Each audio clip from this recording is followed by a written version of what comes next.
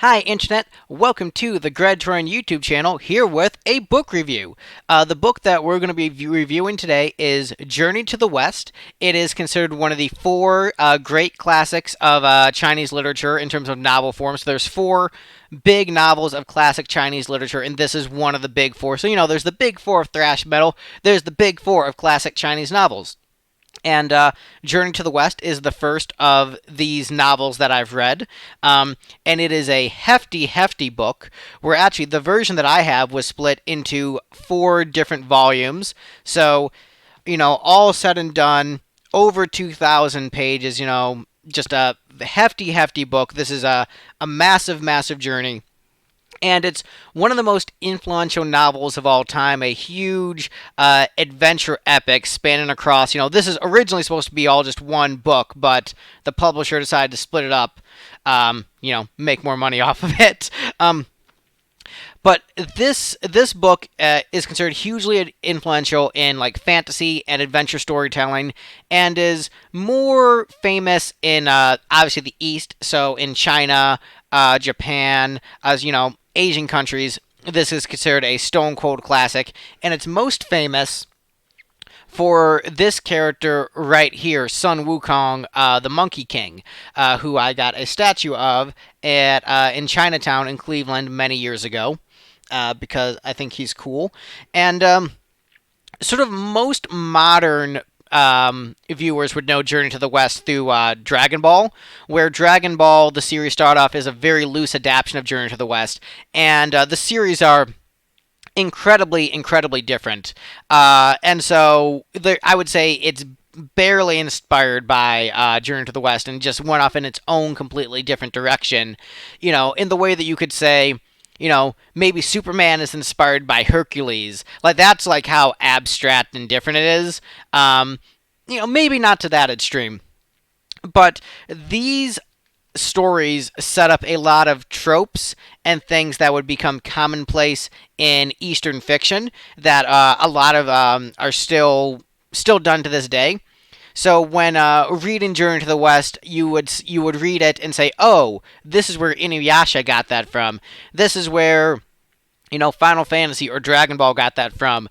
So this is a 500-year-old book that a lot of people take inspiration from. But how does it hold up as a modern reader consuming this story for the first time? I would say that if I had to describe Journey to the West, it is basically a monster of the week adventure series where it feels more like a TV show than one single book, where it's like, here is our little adventure, here's the next little adventure, here's the next little adventure, here's the next little adventure. And so the problem with that is that there's a lot of Deus Ex Machinas, a lot of convenient solutions to the problem, and there's just so many of those monster of the week scenarios where any one of them is maybe good in isolation, but when you read them all as one entire work, it does tend to get a little bit tedious. And so there's certain aspects of this that you can see where the inspiration came from in this book, but you can also acknowledge that, like, in 500 years, storytelling got better. Sort of the flaw with Journey to the West is that there's really only one likable character, and that's Sun Wukong. Everyone else is pretty much like poorly written, one-dimensional, not that interesting, and like 90% of the Monster of the Week stories is just Sun Wukong figuring out how to beat up the bad guy, and that's pretty much it. And so he's a great character, and there's a reason why he became so influential, and why he's on the cover. There's statues made of him. There's a reason why he became the breakout star. But he's not technically the main character, the protagonist. The protagonist is a monk, the Tang priest, and he is actually very interesting when he's introduced, and he has like a very interesting backstory section that's a couple chapters long that's really, really great. And then he becomes annoying the rest of the book.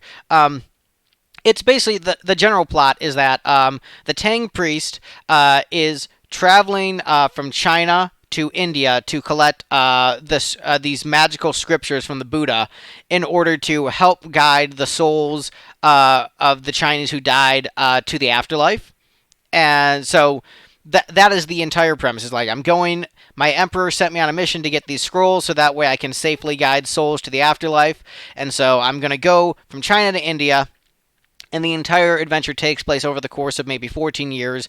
Along the way, he picks up some companions: Sung Wukong, the Monkey King, uh, Bajie, who's like he's like a pig monster, and then Friar Sand, who is like a purple demon guy, and a dragon that turns into a horse. And so that's like the team, the party that goes on all these adventures. Wukong is basically the only member of the party who's useful. The pig just keeps getting them into trouble, and the Tang priest always listens to the pig, even though he should listen to Wukong. And it gets really annoying how many times he listens to the pig when Wukong is like consistently right. And Wukong's like, the last 5 times I was right. Maybe you should listen to me. Like, no, I think the pig's got this. And then he listens to the pig, and he gets in trouble. Friar Sand just doesn't have much personality. At least the pig has a personality, which is an annoying personality, and you're just like, why are you making the wrong decision at every turn? But he does have a personality. Friar Sand, he's just kind of there. And Pig and Friar Sand, Bajie and Friar Sand, they're basically just not as good as fighting as Wukong. So, Wukong's the ace. He's the MVP. He's the one who basically solves all the problems that the other characters get into. But then when he can't solve the problem, they just like call up a god or deity, and then the deity takes care of it for them. And so there's a lot of like really cool little adventures in here. And the first like 13 chapters are actually just dedicated to Wukong's backstory, which is more interesting than the rest of the book. So actually, the book starts off at its strongest, where it goes through Wukong's backstory, and then it goes through the Tang priest backstory, and all of that is actually pretty great, aside from like the very, very, very beginning of the book, where it gets like really heavy into lore stuff, and it's all about just like numerical equations that the universe is based upon, and that is very difficult for a modern reader to jump into, because it is very abstract, and just it doesn't feel like a good story. It's like it talks about like the cycles of the universe, and like, every 12,000 years is this, and every 12,000 of those is this, and just like all these things that are just like setting up the timeline, but ultimately doesn't really matter that much. So the very beginning is hard to get into and a little bit of a slog, and I think that's because, it's a 500-year-old work being viewed through a modern context. Once you get past that very beginning section and get into Wukong's backstory, it picks up. It actually is really great and doesn't have those Deus Ex Machinas that would later become sort of annoying later on. And then the Tang priest backstory is actually really, really great. And, sort of like once the quest starts to kick off, it's actually going pretty well. But then it, as it goes on longer and longer, just you get a lot of these Monster of the Week scenarios, which once again are good in isolation, but they come to feel very repetitive as they go on. And, there's peaks and valleys, but it does go on a little bit long for what it is. And, like, the individual stories aren't necessarily, like, interesting enough for maybe like the modern reader who is used to maybe a little bit more variety in their storytelling. And so this one is a little bit hard to judge because, would I say it's good? By modern standards, maybe not necessarily, but for the time, hugely, hugely a masterpiece. It's actually probably largely Buddhist propaganda because so much of it is just like talking about how awesome Buddhism is over other religions. And there's a lot of violence and a lot of fighting. It's a lot of swearing. So it's not necessarily for kids, this book, even if you see the friendly monkey on the cover. And so I have mixed feelings on this because it's the kind of book that's hard to get into, and it's also a lot of it is very repetitive. But there is enough stuff in here that's really great that I'm very glad I took the time to read it. And so I very much found it worth my while. I do think Wukong is a really, really great character. And I think there's enough like individual little storylines in here that are actually really, really excellent that, I'm glad I read through them all so I could experience all those stories, because some of them are really great, and it's fun to see where future works of fiction got their influence. And so I would sort of compare this to like an old video game where there's a certain point where you go back in video game history where they're not like competitive by modern standards. And there's a certain point where you look at an old video game, just like it's just not actually fun to play. Where you get so old where it's just like it's just clunky and not enjoyable. And then there's like sort of a middle ground where it's like okay, you can still enjoy it a little bit, but it's not as good as like a golden era that would come later in the future.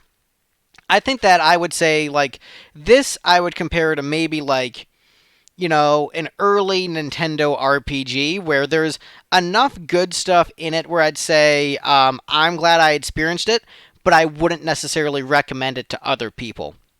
So, when it comes down to do I recommend this to the average reader or to most, people, I would say no. I would not recommend Journey to the West to most people. I think there are better fantasy stories that have been written since then. I think that the lessons that people took from this and incorporated into other stories were ultimately done better.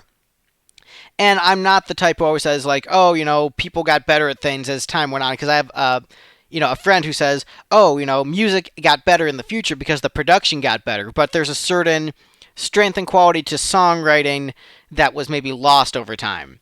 And, there's a lot of older literature that I love and prefer to modern literature.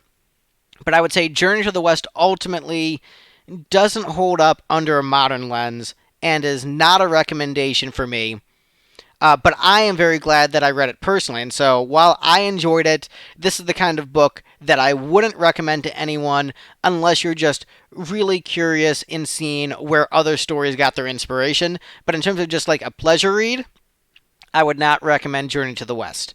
But yeah, it's a time investment. I read this over the course of a month, but I very much enjoyed it and got into its rhythm. But it's also the kind of book where like I've started it several times and couldn't get through it. But once I finally got into the rhythm of it, I enjoyed it. But this is not for everybody and not necessarily a recommendation from your buddy Greg. So if you've read it, let me know in the comments below what you thought of it. And be sure to do the liking, the commenting, the subscribing, all those things. And have a good one. Bye, everyone.